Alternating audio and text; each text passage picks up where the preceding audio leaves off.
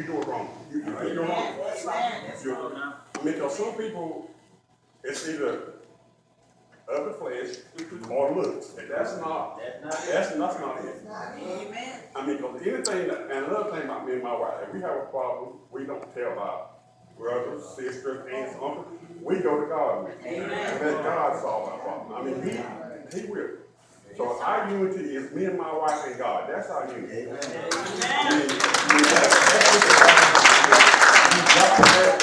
You've got to have God. And all y'all know, every one of y'all knows that I love my wife. Everybody.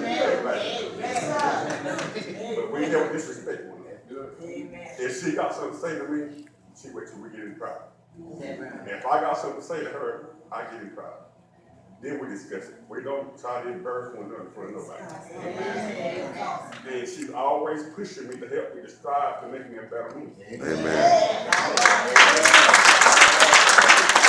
She don't ever down me. She's always pulling me up. And I know God did this. I mean, He did. Praise God. God did it. That's all I can say is I give God all the credit. He did it. Amen.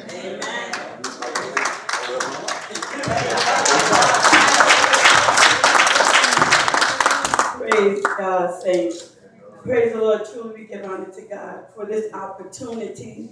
Praise God. I thank God for my pastor, my co-pastor, and every one of God's house ministry, and everyone that's here.